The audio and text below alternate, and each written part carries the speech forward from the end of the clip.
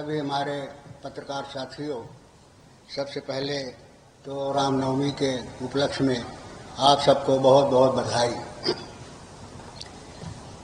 आज की जो पत्रकार वार्ता है कुछ अहम मुद्दे पर बुलाई गई है और एक शायरी से अपनी बात शुरू करना चाहते हैं कि झूठ हुए बोले तो सच्चाई नजर आती है, उनके जुल्मों में मसीहाई नजर आती है। समंदर क्या जाने जो खड़े हैं किनारे पर, डूबने वाले को गहराई नजर आती है, डूबने वाले को गहराई नजर आती है। आज इस देश में जो दुनिया का सबसे बड़ा जनतंत्र है, आज उस जनतंत्र को खतरा पैदा किया जा रहा है। आज दिल्ली की हुकूमत पर ऐसा लगता है कि जनप्रतिनिधि नहीं, जनता का नुमाइंदा नहीं, बल्कि दुनिया का कोई तानाशाह आकर के बैठ गया है। उसने कहा था कि अब इस मुल्क के बर्बादी के आसार नजर आते हैं, दिल्ली की हुकूमत पर बैठे हुए तानाशाह नजर आते हैं। अरे जब जरूरत पड़ी इस देश को लहू की तो हमने दिया, आपने दिया। अब उन तानाशाहों को हमें गुनहगार नजर आते हैं। आज बड़े सुनियोजित तरीके से जिस तरह से हमारी लोकतांत्रिक व्यवस्था है, हमारा संविधान है, उसको कमजोर करने का प्रयास किया जा रहा है। प्रजातांत्रिक मूल्यों को खत्म करने का प्रयास किया जा रहा है। और जो जनतंत्र सबसे बड़ी ताकत देता है, एक आम आदमी को भी हमारे संविधान ने ताकत दिया है कि हमारा नेता, हमारा नुमाइंदा हमारे लिए, गरीब के लिए, देश के लिए क्या कर रहा है, ये सवाल करने का उसको भी अधिकार है। उसको भी अधिकार मिला है, कोई सवाल कर सकता है। लेकिन बड़े दुर्भाग्य के साथ कहना पड़ रहा है कि जो इस देश की सबसे बड़ी सर्वोच्च संस्था है, लोकसभा, राज्यसभा, आज वहां जनता के नुमाइंदों को अपनी बात कहने का अधिकार नहीं है।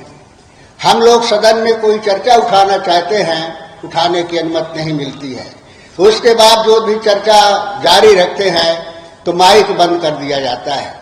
हमारे नेता, देश की आशा आदरणीय राहुल गांधी तक को बोलने का मौका नहीं दिया जाता, उनका माइक बंद कर दिया जाता है। और उसके बाद भी प्रयास करो, नहीं भाई तो कह रहे हैं कि उसकी जांच होनी चाहिए, उसमें निश्चित रूप से कहीं न कहीं लापरवाही नजर आती है, चाहे जिसकी से भी हो उसकी जांच होनी चाहिए। जो लापरवाही, उनके खिलाफ कार्रवाई करनी चाहिए। उनका बुलडोजर केवल इसलिए नहीं होना चाहिए कि गरीब के घर में चले।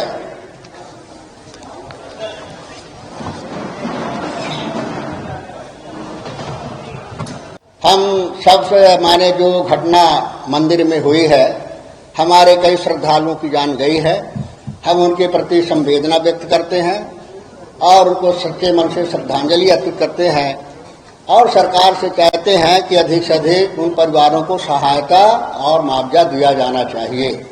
और ये भारतीय जनता पार्टी की नियत है कि उपयोग करो, फेंको। वही वो आडवाणी जी हैं जिनके कारण नरेंद्र मोदी जी प्रधानमंत्री की कुर्सी तक पहुंच पाए हैं। आज उन्हीं को मक्खी की तरह निकाल करके फेंक दिया गया है, उनको आमंत्रित तक नहीं किया गया है। इससे हमें जानकारी है, ये इससे उनकी नियत समझ में आती है।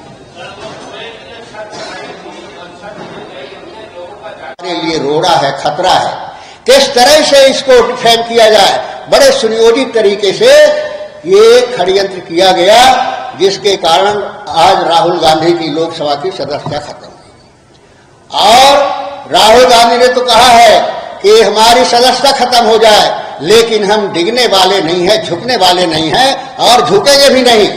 और हम तो कहना चाहते कि एक महात्मा गांधी थे जिन्होंने आजादी की लड़ाई में कुर्बानी दिया, उनके साथ हजारों लाखों लोग शहीद हुए। ये दूसरा गांधी है जो सत्ता के लिए नहीं, जो कुर्सी के लिए नहीं, इस देश के जनतंत्र के लिए लड़ रहा है, इस देश के गरीब के लिए लड़ रहा है, इस देश के मेहनत करने वाले पिछड़े दलित वनवासियों के हक के लिए लड़ रहा है। जो इस देश की ताकत है, इस देश की पूंजी है, ये दूसरा गांधी होगा निश्चित रूप से, जो देश की आजादी की रक्षा करेगा। ऐसा उभर करके आज सामने आ रहा है। मोदी जी से सहन नहीं हो रहा है। आज आप ये बताइए कौन सा गुनाह राहुल गांधी ने किया था? यही गुनाह था कि सच की आवाज उठा रहा है, यही गुनाह है कि दलित की बात कर रहा है, यही गुनाह है कि पछड़े वर्ग की बात कर रहा है, यही गुनाह है कि वो झुकना नहीं जानता है। अगर यही गुनाह है तो फिर उसे गुनाह मान लिया जाए, कोई हर्ज नहीं है। लेकिन अगर ये गुनाह नहीं है तो मोदी जी आपको जवाब देना होगा। आप बताइए कि मानहानि के केस में आज तक दुनिया का कोई ऐसा उदाहरण नहीं है जहां इतनी बड़ी इस तरह की सजा दी गई हो। कहीं जुर्माना कर दिया जाता है, कहीं कोर्ट सूचने तक की सजा दी जाती है, और कहीं 2-4 हफ्ते की सजा दी जाती है। लेकिन इस तरह से एकदम सदस्यता करने के आज तक का कोई उदाहरण नहीं है। और दूसरा, एक अपराधी को भी अपनी बात कहने का हक अधिकार होता है। ये मानहानि का मामला था, और मानहानि का मामला भी उन्होंने कोई माने सरनेम के माध्यम से उन्होंने लिया था। किसी इस तरह का हो सकता है क्या? उसमें सफाई करने का भी अवसर नहीं। और इनकी अन्य देखिए कि उधर फैसला होता है और यहाँ सब टाइप वाइप करके रखा रहता है कि तुरंत वहां दिया जाए कि आपकी सदस्यता खत्म हो गई। लोकसभा में उनको अपनी बात कहने का अधिकार नहीं दिया जाता कि अपनी सफाई में भी कुछ बात कह सके। तो इस तरह से जो हो रहा है ये निश्चित रूप से हमारे प्रजातांत्रिक मूल्यों के खिलाफ हो रहा है। प्रजातांत्रिक मूल्यों को खत्म करने का ये षड्यंत्र है जो आज ये सरकार कर रही है। और नहीं, देखिए, न्यायालय के बारे में मैं कोई टिप्पणी नहीं करना चाहता, लेकिन इतना जरूर कहना चाहते हैं कि जिस तरीके से उनके केस में हुआ है उससे लगता है कि कहीं न कहीं ये सरकार जो है भयभीत है, डरी हुई है। और इसको लगा कि कितना जल्दी हो जाए, बताया ना कि पहले से टाइप करा करके सब रखा था कि जैसे फैसला आ जाए थमा दे। और 23 दिन का सबको अधिकार होते, कर्मचारी होता है उसको भी 23 दिन रहने का अधिकार होता है। लेकिन तुरंत जो है बंगले की नोटिस चली गई कि बंगला खाली कर दो। अरे 23 दिन में न करते तब आप नोटिस देता है, तो ये बात समझ में आती है। इससे सरकार का इरादा क्या है ये महत्वपूर्ण है, ये समझ में आता है।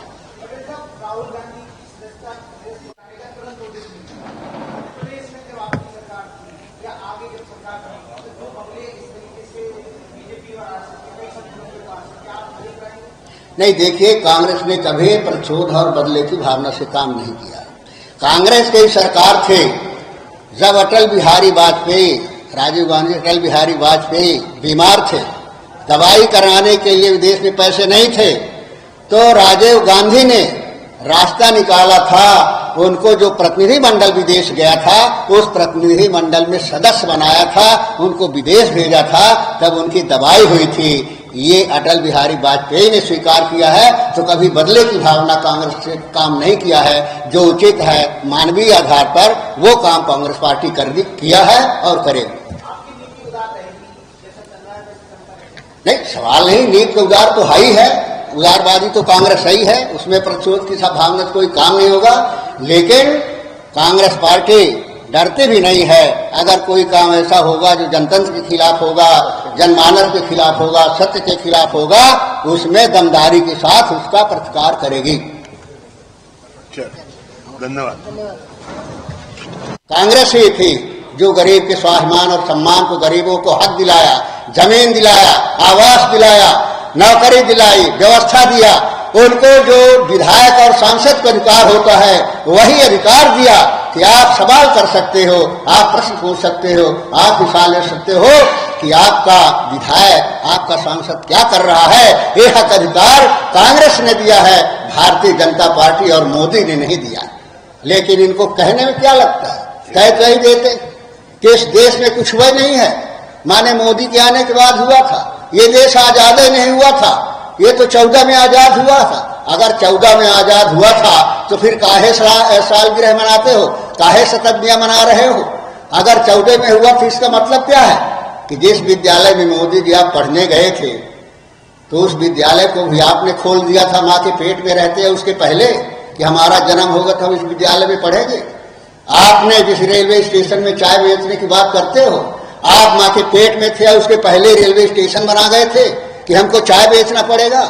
तो इस तरह से बेतुकी बातें करते हैं ऐसा समझ करके कि इस देश का जनतंत्र मूर्ख है, कुछ समझते नहीं है, चाहे जो कुछ करते जाओ। लेकिन मैं कहना चाहता हूं कि सब समझते हैं, समय आने पर सब हिसाब देंगे। ये वही लोग हैं जिन हाथों में ताकत है तिलक लगाने में, उन हाथों में ताकत भी है सर उतार लेने की। ये देश की जनता है जिसने आजादी के समय बता दिया है कि गरीब में क्या ताकत होती है, क्या शक्ति होती है, क्योंकि उनमें ईमान होता है, समर्पण होता है, त्याग होता है, राष्ट्रभक्ति होती है। यही सबसे बड़ी ताकत होती है। जिस ताकत के आधार पर ये देश आजाद हुआ है, उसी ताकत के आधार पर ये जनतंत्र मजबूत होगा, आगे बढ़ेगा। इन्हीं शब्दों के साथ मैं अपनी बात समाप्त करता हूं। धन्यवाद।